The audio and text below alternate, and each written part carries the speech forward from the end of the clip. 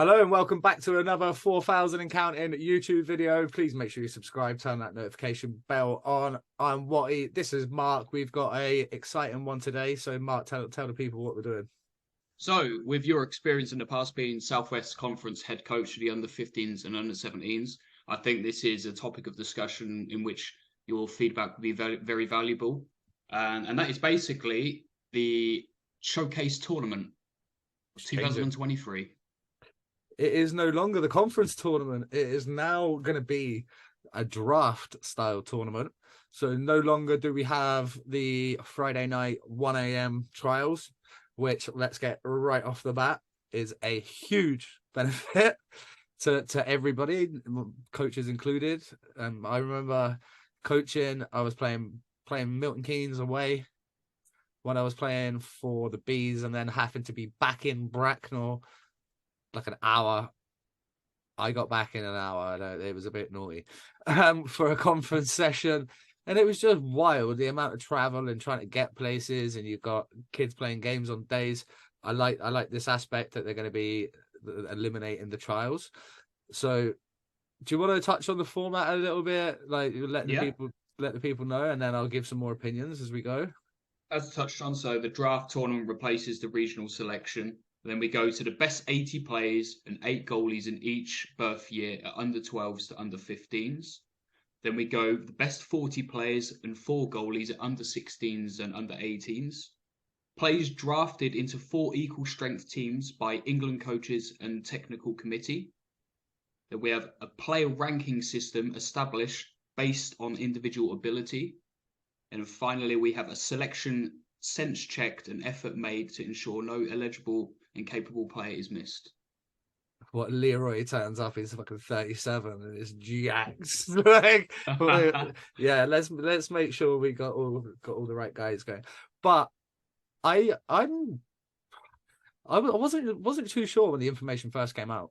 But the more I read into it, I kind of like it. I like the fact that it's going to be different amount of players for the 14s and below, or 15s and below, sorry. And then once you get to U16 and U18, they limit those numbers because realistically, as it always has been, it's been a England selection camp, really, conference. That was the idea.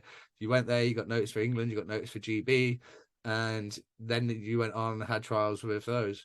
I think this format here is going to eliminate some clubs, i.e., some conferences having to take players that they really shouldn't. I've seen players at conference weekend that are there other no other reason than being an extra body, a statistic, and they didn't really deserve to be there on their talent. Maybe they worked hard, maybe whatever, but it's a talent competition, really, when we look at it. You're trying to get national selection, so the fact that there's only going to be 40 guys at those levels, it is going to trim the weeds a little bit, because you go into those tournaments and you have, well, in my day it was Scotland, Southwest, Southeast, North, and the Midlands. So you had 5 rosters of 20 guys. That's cut right down to 2 rosters of 20 guys. What a difference. You're going to get a legit best on best. Yeah. Providing, and this is crucial, they get the right coaching staff in place, the right assistant coaching staff in place, and just the whole infrastructure behind the coaching's done right. I think that's going to be a good aspect. They're also introducing a draft combine, kind of like an NHL kind of combine. It's going to be run by the strength and conditioning guys at the England program. I believe that's like Rupert Quinney and those boys. So that should be good. Good to see some of these fucking kids getting a beast in. Let's see what they're all about. Obviously, I'm in the fitness industry, so I'm intrigued to see who's got the biggest dead and who can smash the VO2 test, and who's the best on the bike, and who's got the best bench, who can do the most reps with whatever it is. Let's get that into a bit of a competition, get these guys competing.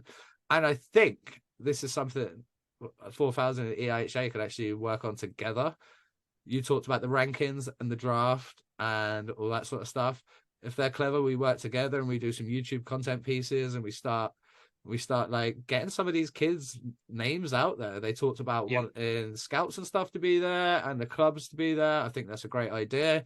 I mean, it's something I talked about personally before my ban. When I was doing my hockey camps, the plan was to do a showcase. And that was going to be the plan. Obviously, it's something we looked at with Paisley. We was going to do the GMHL thing here. We was going to do a showcase. Same sort of thing. Exactly, it was exactly the same. We were going to do 2 games. We were going to do all the fitness testing and stuff like that. It's exactly the same as what they're doing now, and I think it's a great idea. Agreed with you there. I like to see moves like this. It's going to add a whole new compete level and competitiveness, which is only good for British hockey. I like that they're giving more of the younger kids a chance as well. But I think by the time you're 16, 18, you've got a pretty good idea who's going to make it and who's not going to make it. Yeah. And I think by that tummy stick stage is gone by the time you're under 16, under 18s. Yes, it's fun to play at conference, but you go there to win. I'm sorry. I know it's not about the winning. Bullshit. It's about It the winning. is. It's about the winning. Like, I don't want to lose to Southeast. Fuck that. Absolutely not. Absolutely not. That will ruin my weekend. They don't want to lose to the Southwest. That will ruin their weekends. Like, I want it to be like that. And obviously, it is going to change now because you're going to have kids getting drafted and going in different teams. You're going to have teammates playing against each other.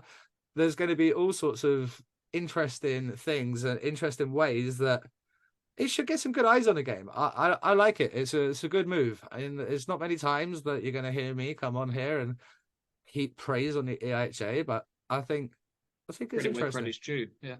Well, let's have it right. They're not reinventing the wheel or anything. They have showcases in North America every weekend. Like, they have showcases in Sweden and Norway, wherever.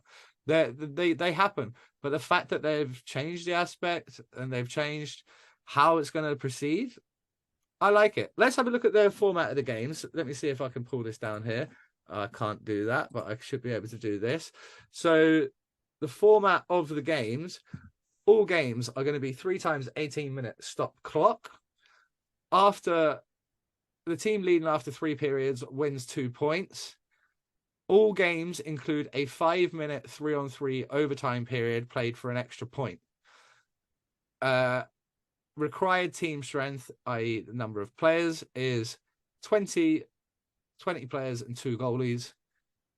Under 12s and under 12s play 3 times 20-minute running clock periods with 1-minute shifts changing on the buzzer. Now, let's get into a bit of this. Absolutely hate the 1-minute shifts for the under 12s.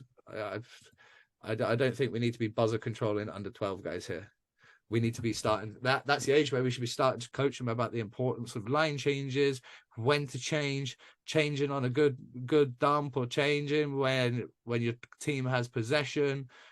I think also it's that age where you're going to start teaching them a bit of discipline about shorter shifts and not staying out on the ice for 2 minutes and being tired, because when you play against the best players, you can't do that. When you play at club hockey, these kids, mate, I'm sure when I was under 14s, I was playing fucking 9-minute shifts. Nobody could take the puck off me, so it didn't make a difference. Do you know what I mean? Like, you can't do that as you go up. As you go up, the level gets better. You just can't do it. So it means in order for you to be able to do that, you need to be short shifts. You need to be fresh, which means you need to have the discipline to get off the ice and not stay on the ice for too long. I think at the under 12 age, we need to really be drumming that into them. So that is something I don't like. I think that could be fixed. I think perhaps even if it was to be buzzer controlled, maybe 75 seconds, a little bit longer. I mean, it is different in the pro game. It's physical. A minute shift in pro, you could be up and down the ice 4 times, 5 times. Under 12, it takes those little guys fucking ages to get end to end. By the time they get end to end, it's a completely different game. But the 3-on-3 overtime, let me ask you an opinion on that. So you get your 2 points for a win, and then you get this 3-on-3 format. Thoughts before I unleash? I like it, actually. Okay. I just like 3-on-3 overtime. It's just fun to watch, but maybe I'm just not seeing it from a development aspect. I I'm interested to hear your opinion. I just like the idea of putting these juniors in that scenario of 3-on-3 overtime. Okay, my pros. Changing the game up, and yeah, just changing the situation of the game and just seeing how they react and how they change their game and style. So that's what I look into that. The That's pros how I look into it. I see are the fact that they get a bit of practice 3-on-3, which is something they won't do at regular club level, which is Yeah. something that could happen at international level when they go to Great Britain or England, under 16, under 18, under 20 tournaments, all the nationals kind of tournaments there. Realistically, as a player and a coach, when the game's done, the game's done. Yeah. Kind of hard to have that same compete. But I think if organically it's 3-all and it goes to OT, then that compete level's there. And the shootout or however they finish it off, you're playing for that extra point. Great. But for me, so it doesn't work. If I just beat a team 5-1, Yeah. I don't have to go out and play overtime. What do I want to go play overtime for? Didn't need overtime. Just beat the wheels off of them. And also, if you're a team on the receiving end of a pasting, what you want to do is get off the ice. You don't want to go and get Yeah. beaten up again, but just 3-on-3 instead. I get it. I understand your point, actually. I think when it's a showcase, you want it's going to be the best of the best, and no one wants to lose. And, like you say, when you stuff a team and then you're still going into overtime, it's a bit weird. I would get that in an exhibition game. I would get it because I've seen that in the summer with Davos and Yeah, Lukarama. But absolutely. in a showcase, I understand where you're coming from with that. And yeah, Well, also, the way it is, you could have a team who doesn't win any games but wins 3 shootouts and still ends up with 3 points in the mix because they ended up not conceding an OT and their goalie was shit hot at penalty shots or something. But as a team, they get pumped 5-1, fucking 4-zip, and 3-1, for instance, in the games. I think it might only be 2 games, but let's say however it works, 2-3 games. And they lose every game, but then they could still potentially be in the mix at the end just because they won 3 overtime periods. That doesn't sit right with me. Maybe yeah. if you're going to do this, then there has to be more emphasis on the winning the main game, i.e. 3 points for a win, so that it's not close.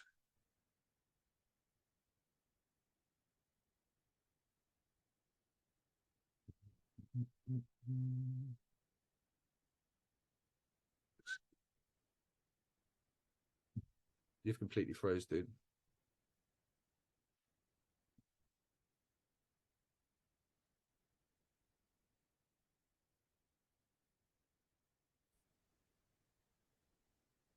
Hello? Hello? Right.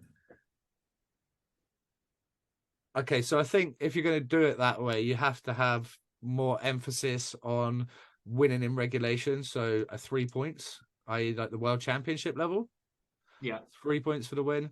That way you're not getting some team backdooring it after a couple of like shootouts instead, or OT wins instead of regulation. Regulation's king. You try your hardest. As much fun and entertainment as it is, when you're playing a 54 game season, say, in which these kids eventually will do one day, you don't want to go to OT. If you can go all season by winning and not have to go to OT, that's great. That's less hockey on your legs, less chance of injury, less mileage. So come playoff time, imagine you go to OT, I don't know, 15 times in a season. That's the equivalent of playing a good few extra periods. That's an extra couple of games on the course of the year. Again, it's just Oh, yeah. extra times you can get hit by pucks or smoked by guys or whatever. But let's not get off on a tangent. We're here to talk about the tournament as a whole. I think it's a fucking A for effort. I'll give them that. I'm happy with the effort they've put into it and the ideas. Ultimately, it's going to come down to the coaches they put in position. Now, we've seen what Danny Myers and the crew down at Ozone are doing. That's crucial for our development with the younger guys. You're going to see a lot of the same guys at that tournament. that have been at all the Ozone tournaments and ripping it up. So also, one final thing before we stop talking about it, that I see the coaches' rankings have to be in by March the 3rd. Now, anybody that's been a conference coach will tell you, I don't know if they changed, hopefully they've changed the ranking system, but I used to get like Solent and Gosport coaches. They would be in the B League at under 17s, and they're rating a guy like, was it 10s? I think it was 10s, 10 out of 10. Right, so this kid 10 out of 10. I look up his stats in like 17 B League games. He's got fucking 1+1. And then Milos sends me Josh Waller, and he's like a 7.9. I'm like, okay. So I've got a kid in the fucking B League that's got 1+1, who's a better player than Josh Waller, who's the best player in the country. Okay, these ranking. I also think it's a good opportunity at these tournaments, and it's something I've said all the way since back then. Invite all the coaches from all the teams throughout the entire country.